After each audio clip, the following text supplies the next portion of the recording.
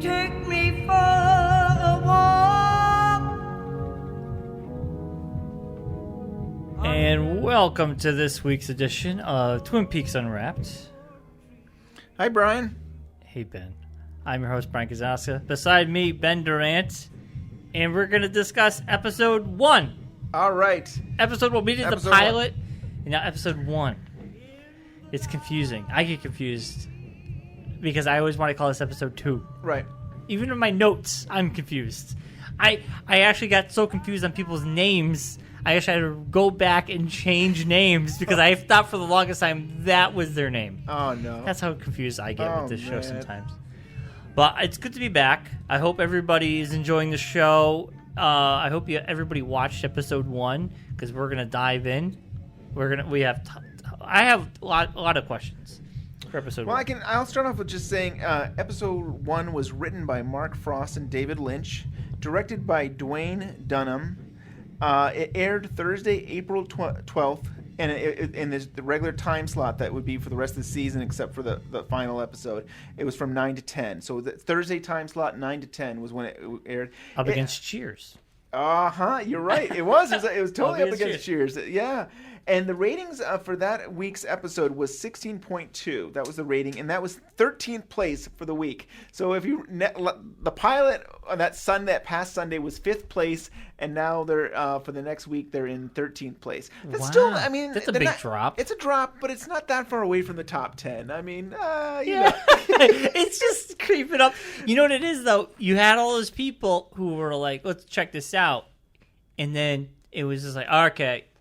The doctor with the corks in his ears and all this weird stuff. Yeah. And the core audience, I mean, the show just kind of weans, and the people who are really into it are going to stick with it, and the people who are like, Cheers is better. They're going to watch Cheers. I don't have to think. Exactly. You don't have to think. You just watch Cheers. So, the interesting thing about this, about the director, Duane Dunham, he actually is the editor of the pilot, and he actually was the editor for David Lynch. He actually edited Blue Velvet, which I think was in '86.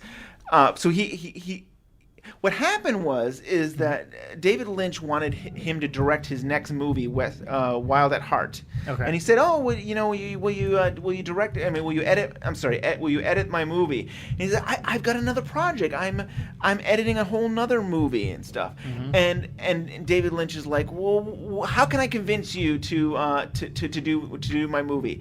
And Duane is like, "Well, if there was a way that I could be a director, if that would be a different thing. It'd be if I could be a director for something, and then I'd be willing to pass on this project I'm doing and edit your movie." Yeah. So David Lynch says, "Hey, we got picked up to do our TV series now, Twin Peaks. I'll let you direct the first episode." Wow. And he says yes. And the good thing, and the way he puts it, Duane puts it, is that it was a long time between them doing the pilot, which I talked about in the last episode, where they did the pilot in '89, February of '89. A year went by before they actually aired it, but it was a long time.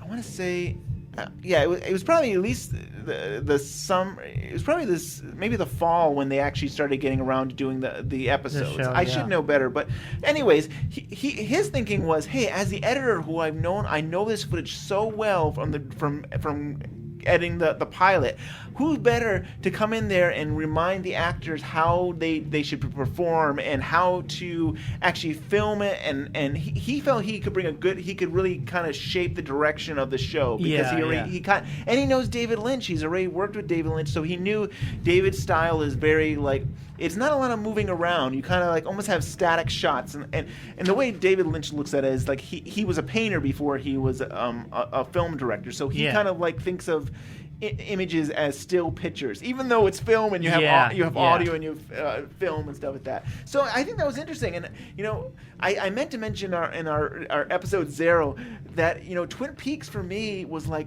actually how I fell in love with film and television. And it was kind of the direction I really realized I wanted to be in that in some way. I mean, when I was going to college, I thought, well, maybe I'll go to L.A. and I wanted to be an editor. So I thought about, wouldn't that be so cool? And it was David Lynch's work that really inspired me. And I ended up doing media. I mean, I'm in the media field. I'm not a director, editor, or anything. But it was like, podcaster now. I can add that to my resume. That's podcaster. But I found that really interesting to have an editor who did the pilot come in and direct the first episode. That's really cool, and that's nice of him to like, hey, yeah, you can do that. Yeah, that shows faith because it's like his baby in a way, right? So and it's the first episode. I mean, like you're already worried, like, are we going in the right direction with the rest of the series and stuff? But I think he did a great job with it. And it explains when I watched it how I felt. Everybody did look a little bit different. Yeah, I mean a year older, but I mean, you look at Audrey, and her hair was, I think, a lot shorter in the pilot, and she looked a little different. I noticed the difference in people. Even as the show progresses, they kind of change slightly. But I'm also watching it in a faster pace, where when it aired, you had to wait a whole week and you'd forget. So episode 1, in my notes, now. We were left thinking Leo could be the killer. But in this episode, Mrs. Horn. Now, I wrote Mrs. Horn ? Who is Mrs. Horn? Mrs. Horn is Ben Horn's wife and Audrey's mother. Audrey's mother. Yep. And do we meet Johnny? Have we met Johnny yet?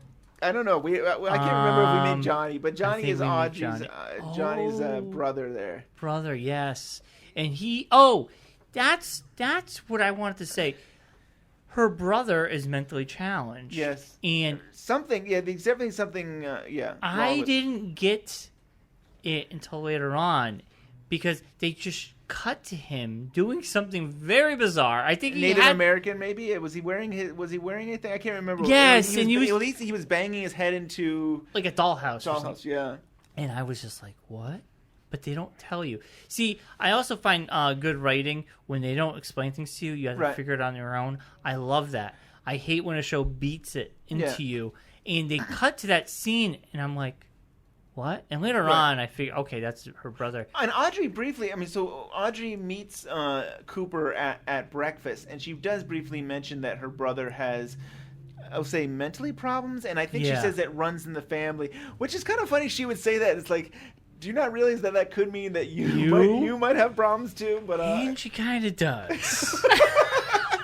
Can I say right now that, like, as a 15-year-old boy, that she was like the most beautiful woman ever. Like, she's very good looking. Yeah, and it's funny because I'm watching the show with my girlfriend, and I go on IMDb because I have to remember all the names. Oh, yeah. So I go to IMDb to get names, and I go, oh my God, she's 50 now. Oh yeah. And I showed Allison. I go, and Allison's like, she's still pretty. She's still beautiful. So beautiful. But she's 50, and that's where you're 25 years later. Oh my God. Think about it. 25 years later. And I forget the show's that old. Yeah. When I'm watching it, I'm into it, and I forget. And it's kind of a timeless period because there is they have kind of sometimes they have a 50s feel to them, and they have like a mix. They have some 90s, they have some 50s, they have like it's ambiguous. It's ambiguous. Yeah, you don't know. Right. And like the music, they have this jazz music, so it's a combination of all kinds of stuff, which kind of makes it timeless in some ways. Yeah. Yeah. So at the beginning of this episode, Dale Cooper, he's hanging upside down. I guess he's doing his exercises, and he goes and he talks to Diane, and he says, Diane. Yes. See if I can find it. He says, what's really going on between Marilyn Monroe and the Kennedys, and who pulled the trigger on JFK?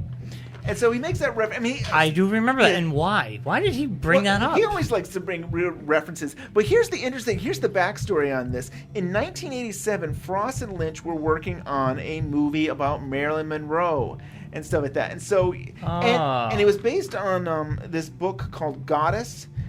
Based by the Secret Lives of Marilyn Monroe by Anthony Summer, and this book. See, this book. It kind of, I think it basically said that the Kennedys killed Marilyn Monroe. Why? And then, I don't know. So that's why the referencing it. But yeah, and so Mark Frost and David Lynch were actually writing a script for the movie, and it never came about. Some people say the reason it didn't come about was because the studios were concerned about making a movie that would imply that the Kennedys killed Marilyn Monroe. Well, the Kennedys could have killed Marilyn Monroe to hide the fact that he was having an affair. Right, with her. and that's a theory, that's right? the theory that's Yeah. going by. So I I could think see this that, line. I mean, this line is funny because Cooper is just like, I just want to share with you, Diane, these things I think about all the time. And but at the same time, I feel like they're referring to, hey, we were working on a movie, and wouldn't it be fun to just mention that? Because I thought it was a throwaway line, Right. but now, that makes sense. And since we're on the whole Marilyn Monroe thing, I'll bring up two more things about it. One thing, so we have a character, Norma Jennings. And Norma Jennings is, I think, based on Norma Jean. And Norma Jean is the real name of Marilyn Monroe. So Really? Yes. Wow, So Norma. okay. So I mean, she's nothing. Norma Jennings, the waitress? Yeah. She owns the diner? She owns the diner. She's nothing like Marilyn Monroe. No. I mean, she's a blonde, but I don't think there's anything else that would connect her. On the other hand, I look at Laura Palmer, and I think, boy, she could be a lot like Marilyn Monroe.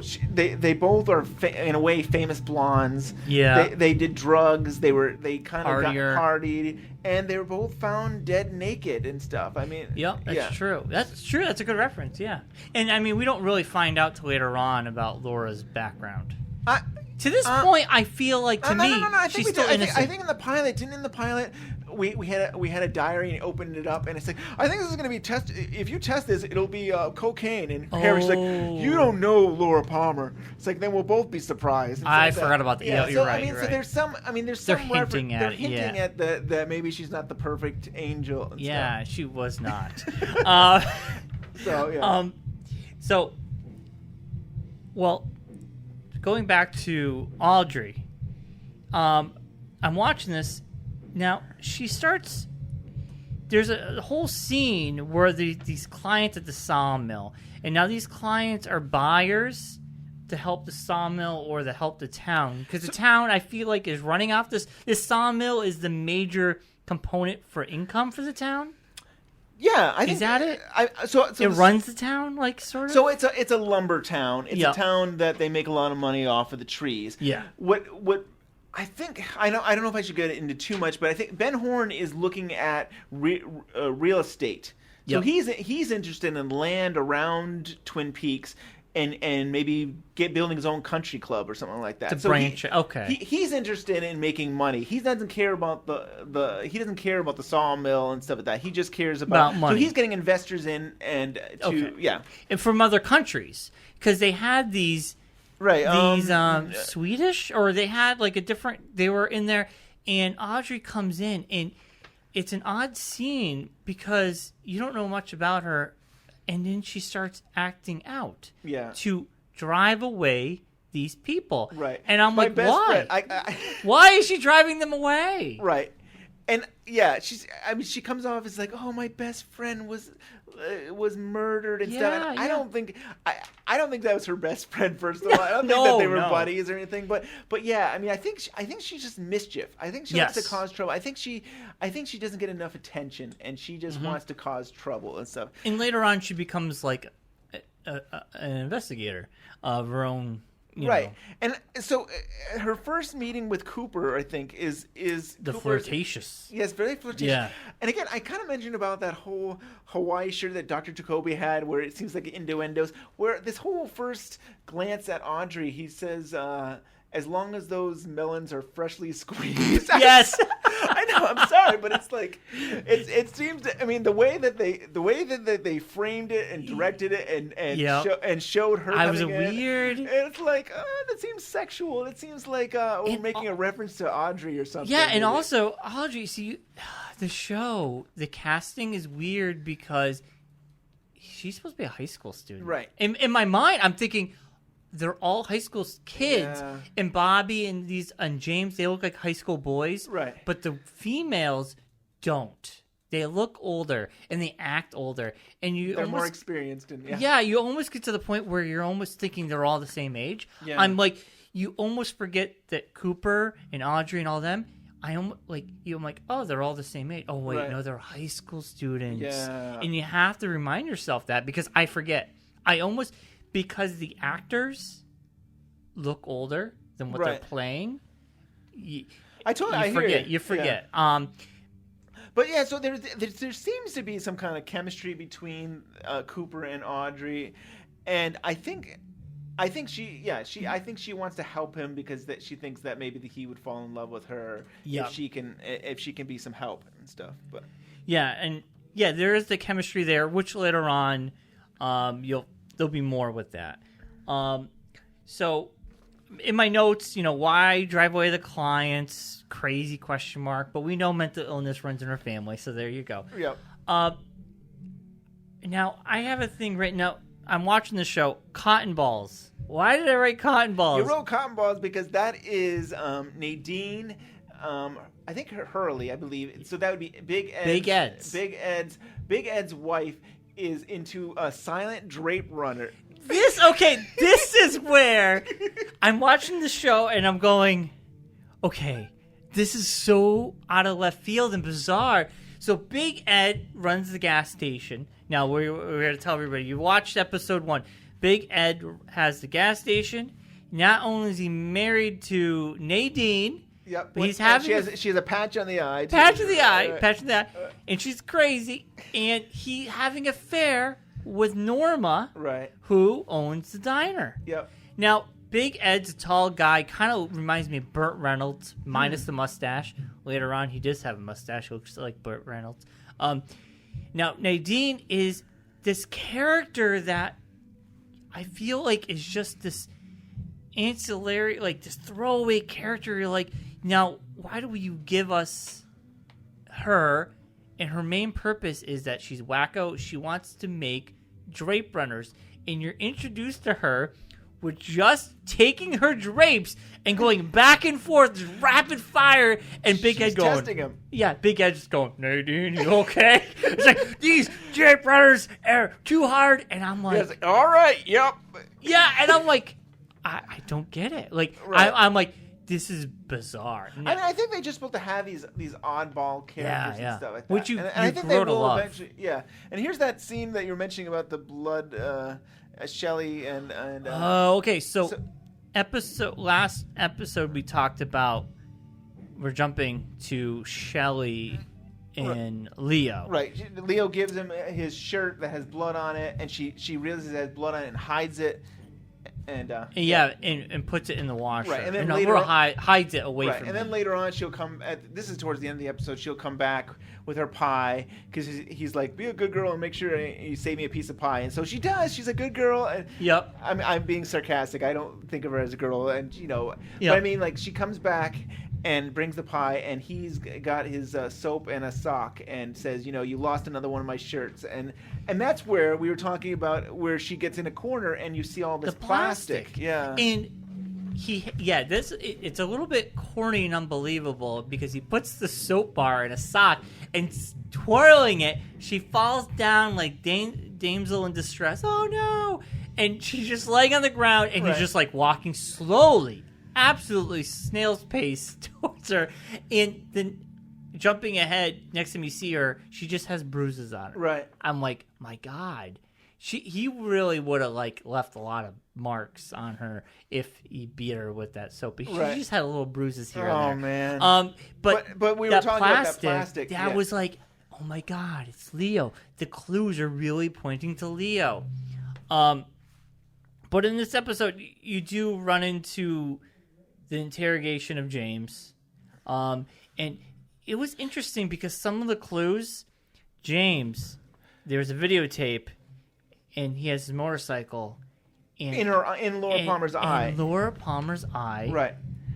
Cooper, you're almost going, oh my God, Cooper is the most amazing detective of all time. Right. Because he finds the letter underneath the fingernail, which was like microscopic, and he dug in there and got it.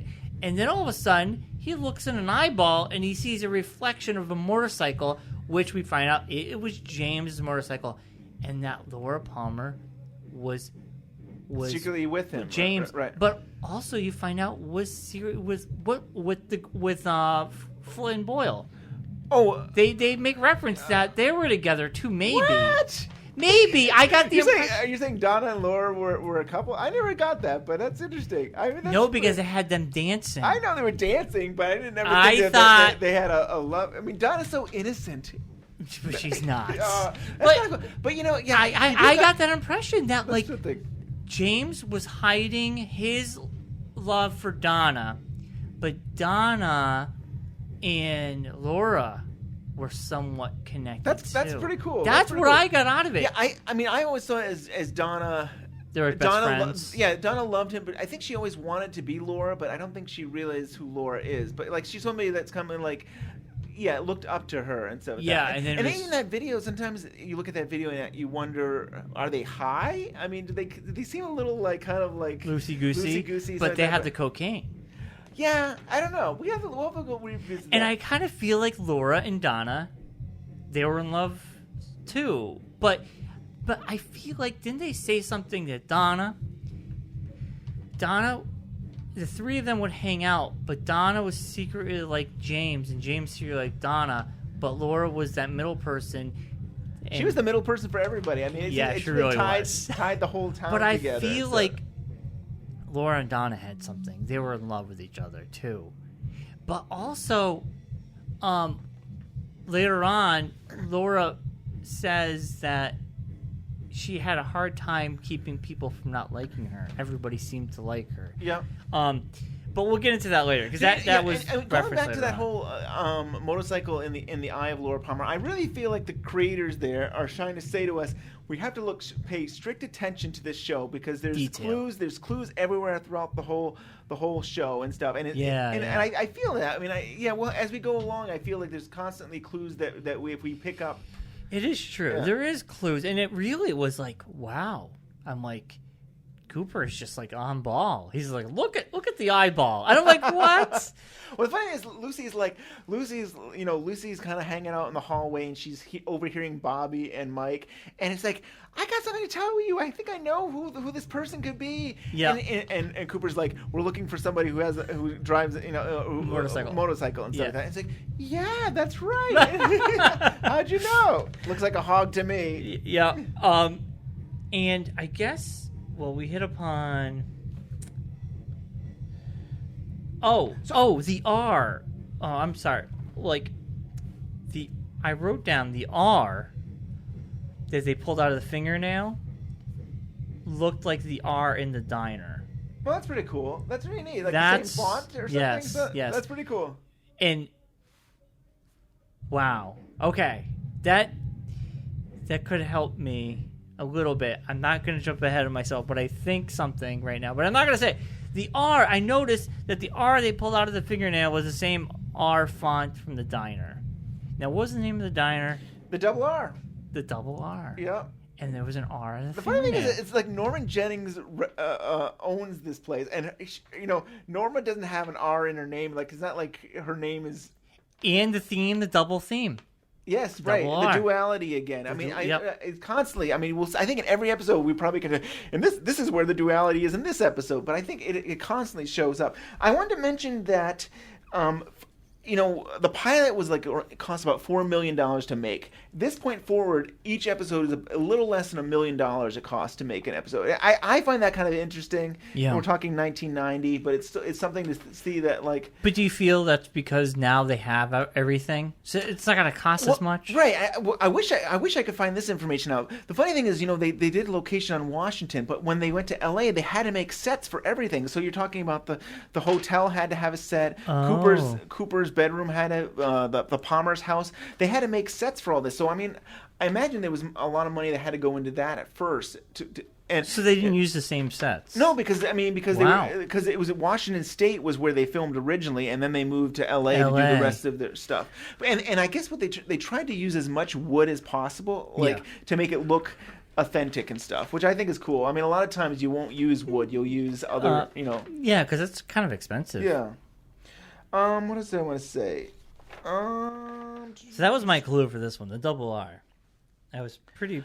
I proud thought of I'd share myself. with you one of my favorite quotes from this episode is, "There was a fish in the percolator." That's another weird thing. That's the husband of... So that's Pete Martell, and he's married to Catherine Martell. Who she owns... So I don't know if it's explained very clear. So it's very complicated. The sawmill with another guy that she's having an affair with. So here's how it is. Technically, Josie Packard owns the mill, but she was married to Andrew Packard, who is the brother of Catherine Martell. And Catherine Martell's husband is Pete Martell, who found Laura Palmer's body. Okay, yeah. So he's the crazy... And him and his wife are estranged. I mean, they're still married, but they're not really together. Right. They're kind of off doing their own things. And the love between them is kind of faded away. They're more like partners. Right. You'll learn that later on. They almost don't make it apparent that they're married. Yeah. Other than they're bickering. Right. And you're like, oh, they're an old married couple because they're just bickering with each other. And later on, they have a good, it takes a while, but they have a good conversation that really spells it out for you. But in the beginning, I was very confused.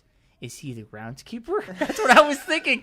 And why is there a fish in the percolator?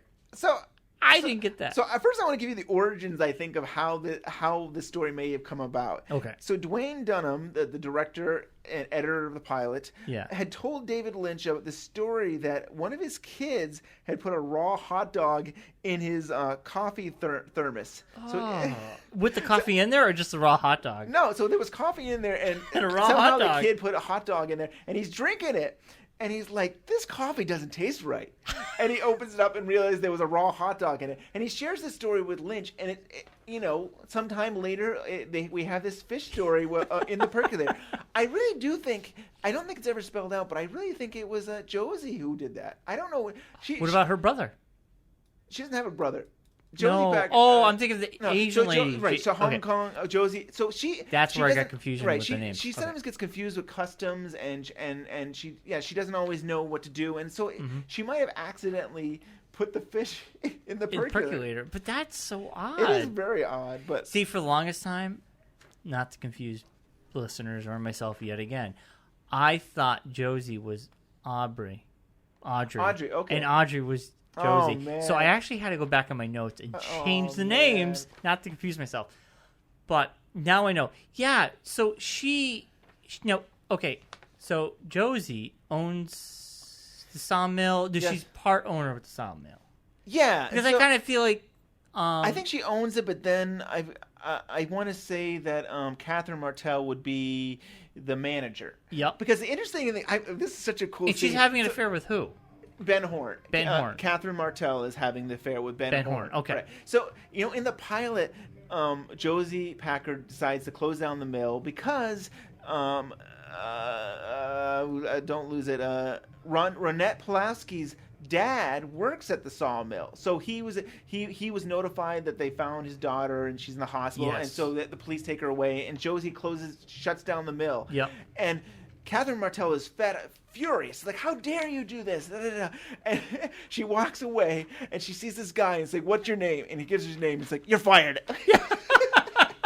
Like, he didn't do anything. Yeah, he didn't do anything wrong. He's just like, I'm mad, and I'm just going to fire you. And stuff like that. And it's like, as a manager, she can do that. She can fire people, but she does.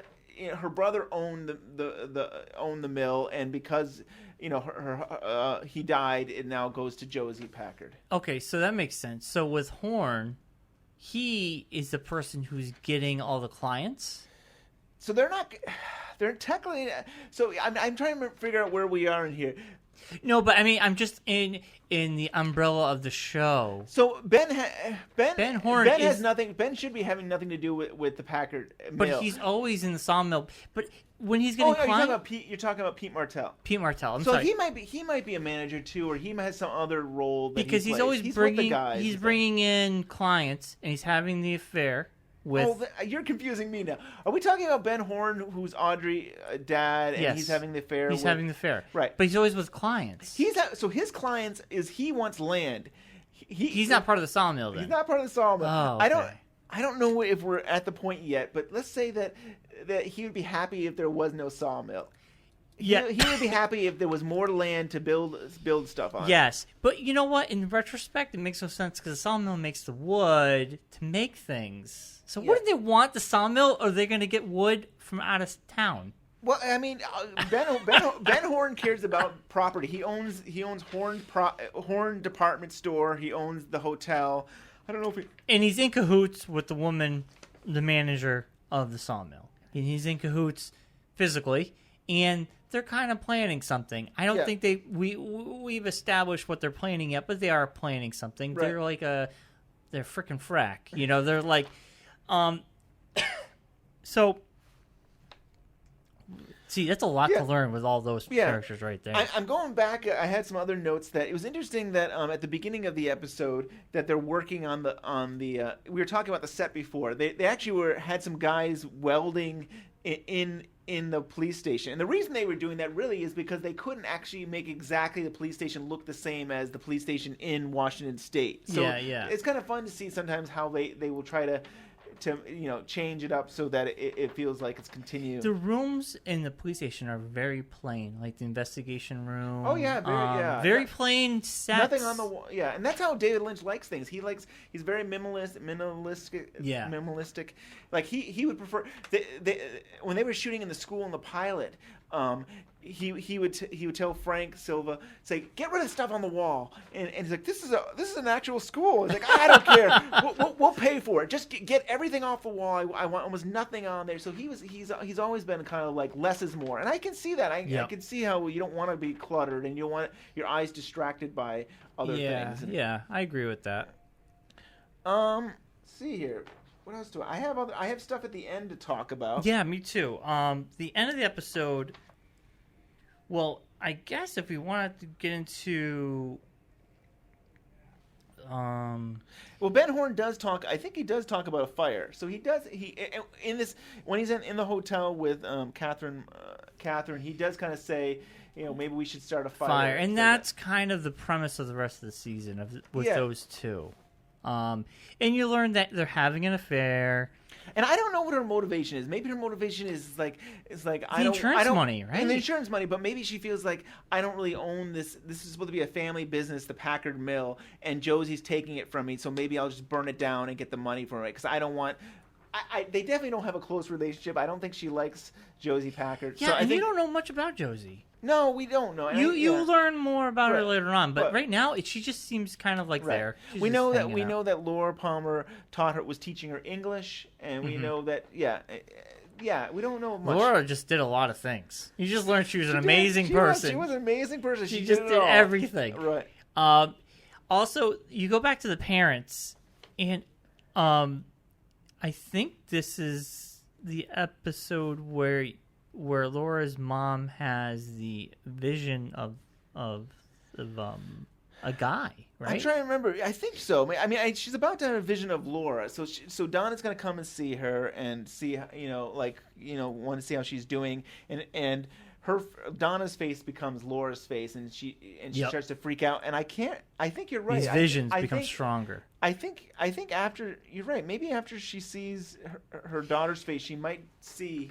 Yeah, because Bob. she sees Bob, which we learn about later on. But the episode ends with her having around the time of this man behind the bed, and you were telling us the last episode about how Frank was the guy in the mirror, and they decided to put him in the show. Right, and so it was between the mirror, but I really think David Lynch heard somebody saying, "Don't get locked in this room," and he kind of thinks, like, wouldn't that be something if Frank was kneeling behind a bed and kind of looking at it? It's like, wouldn't that be creepy? Because it was creepy, but why? How? Like, this vision, like, it's not a dream. It's a vision she's having, but why would she have this vision? I mean, right. It's weird. It's very weird. I mean, here she's about. Can we bring the volume up? Yeah, we can. Yeah. So she's seeing Bob behind a bed. And I love how Leland says to Donna, it's like, I forgot how he says it, but this is like, don't get her rattled up or anything, come and see her. And like, sure enough, she gets rattled up. But like, we're left not knowing anything, at least for this episode, what the purpose of that or what that is all about. Yeah, and stuff. and it's it's weird because it's a vision she's only having, and it's not a dream or a vision of that something happened. Yeah. You know what I'm saying? Like, it's a vision she's having about this guy behind the bed, and it's just so weird. It's creepy. It's It is just really creepy. creepy. And I think that's part of the mystery, and we're left wanting more Yeah. and seeing what the next episode will bring and stuff. But yeah. And this also introduces us to the heart locket. And you learn that the heart locket was given to the doctor, which we met in last episode. Right. Well, so yeah, we ended the last episode with locket. Sarah Palmer waking up from another vision and screaming, and it's a hand going into the dirt and picking up the locket. And this was what Donna and James had buried. Donna and James had buried it because I think James was worried that somehow he would be considered the murderer because they he hid had the locket. So they hid it, and all we saw was the hand take it up. Yep. And at the end of this episode, we see Jacobi that he has his headphones. He's going to listen to another tape. Laura Palmer made tapes because he's his psychologist. Yep. And he's listening, and he opens up a coconut, and inside that coconut is the other half of the heart. And I'm like, oh my God, it's the doctor. It's not Leo now. And I'm really going, I don't know what to think anymore. Oh, man. But yeah, like, And so I have some what I call the unseen Twin Peaks. This is from the script. And when I talk about this is not, of course, this isn't canon. The idea is the creators had these ideas, or the writer had an idea about what he wanted to do, or she did and stuff. Yeah. And then they did, for whatever reason, whether it wasn't enough time on the show, or they decided to go a different route. So this isn't canon, but it's interesting that the original script of this episode had Jacobi listening to Laura's tapes, and here's the dialogue from Laura. So it's a different dialogue than we see in the episode. And this is Laura saying... So I'm speaking as Laura. You're going to do the Laura voice? I don't think I can do a good Laura voice. Hi. Hi. All right, don't do the Laura voice. Just do it as Ben voice. All right.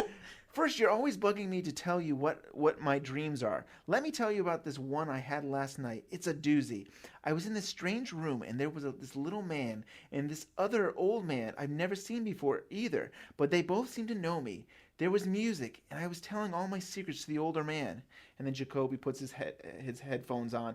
And in the script, there's no talk about the necklace and stuff like that. But I don't want to get really into it. That would have been weird if they...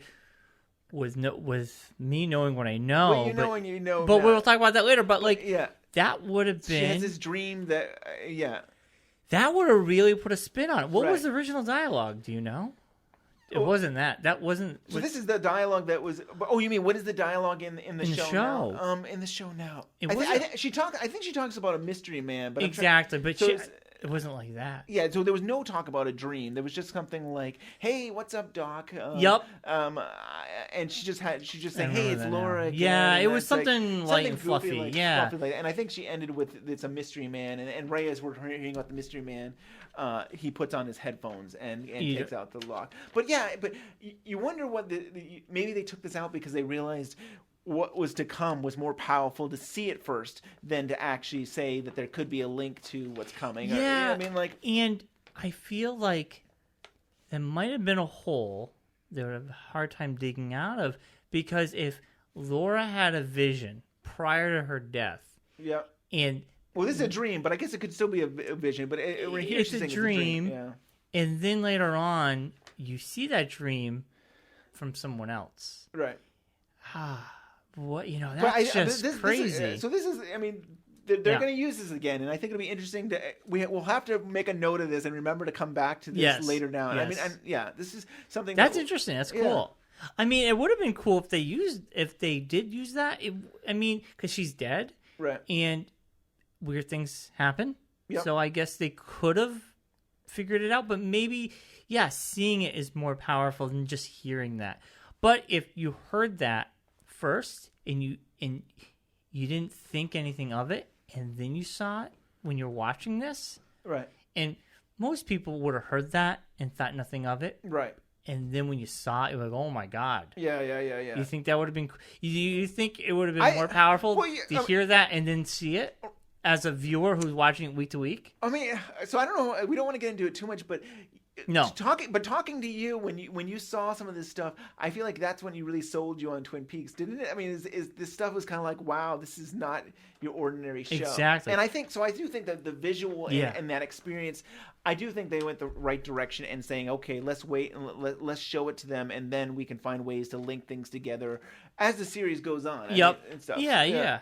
I mean, for me, I'm watching this week to week, so. Yeah, we'll get into it. I don't want to get ahead of myself or anything, but I mean, this episode. Oh, also you get to meet Bobby. And now, did we talk about Bobby at all? Well, we mentioned that he was dating Shelley and he's dating Laura, and he's a suspect. Yep, he was a suspect along with James, and they were put in a holding cell, but nothing came out of it because they had no proof.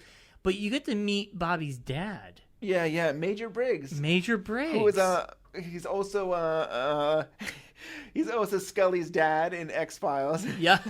Oh yeah. Yeah. So, and he's an interesting game. So here's a major military guy, very by the book and very and you see him trying to deal with his son who's just crazy. Yeah, I mean, he's a rebel. He's a rebel. He's a teenager. I guess.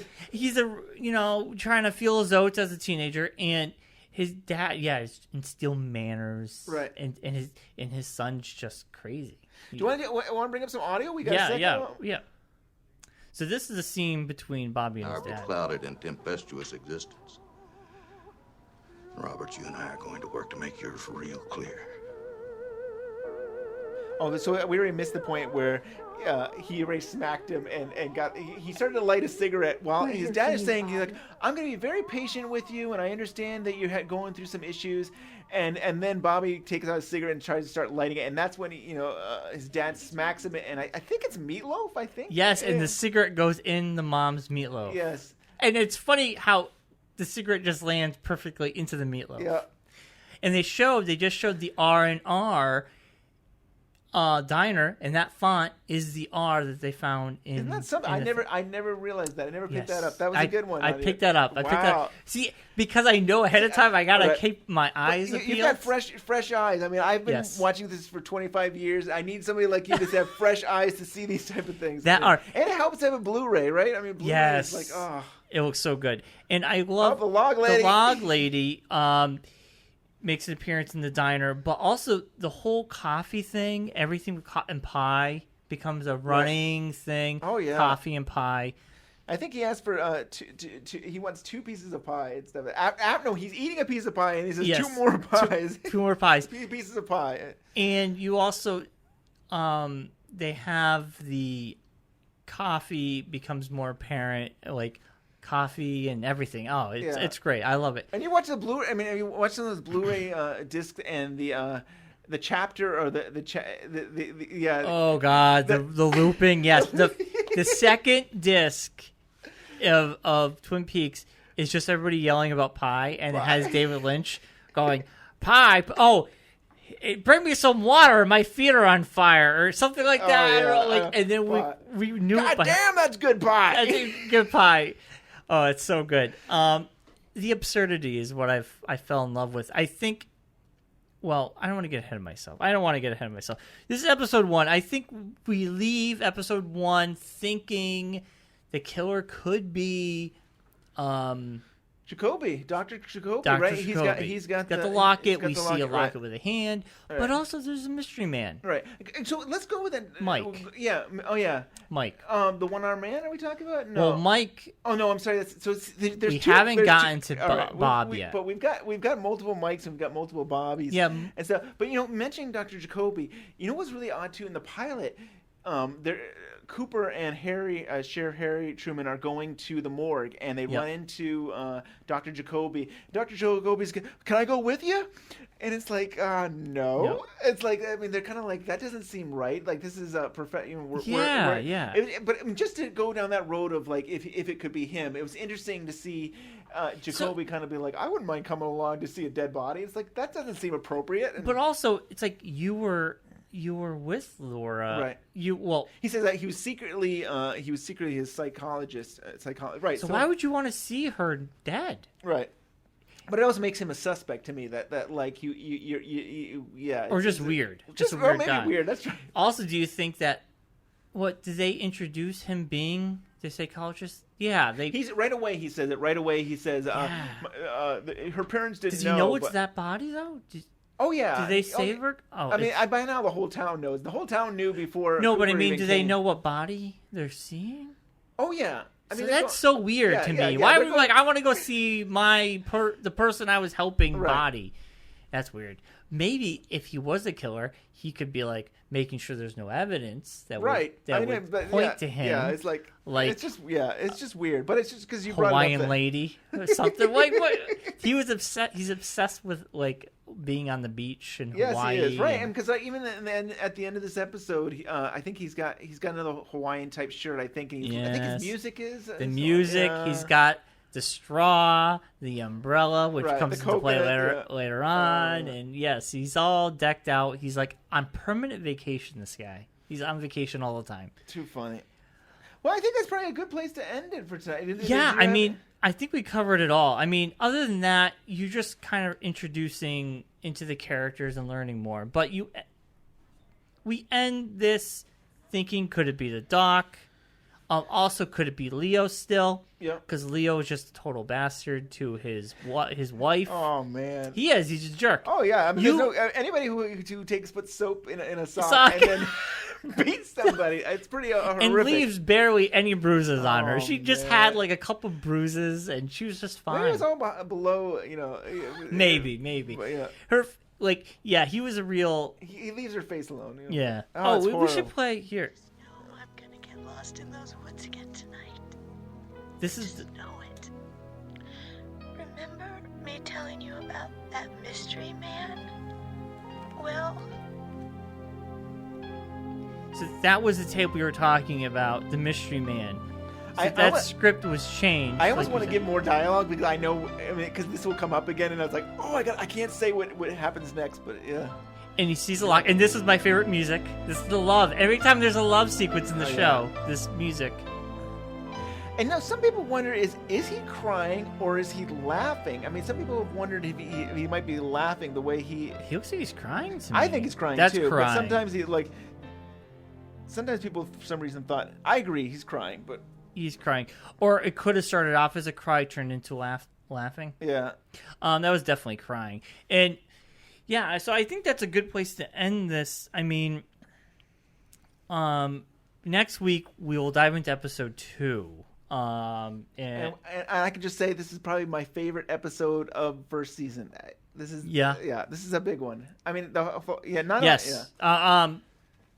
Honestly, that's episode 2 is for me where I'm on board. But I don't want to talk about it until next week. So we're going to leave you with Diane's tapes. Of course, we have Diane's tapes. Yep, done. Written by Scott Frost, Mark Frost's brother, and voice by Kyle MacLachlan. Here we go. So we'll see you next week. Diane, tomorrow I'll take Harry and the gang on a rock-throwing trip to Tibet. But first, another piece of this heavenly pie.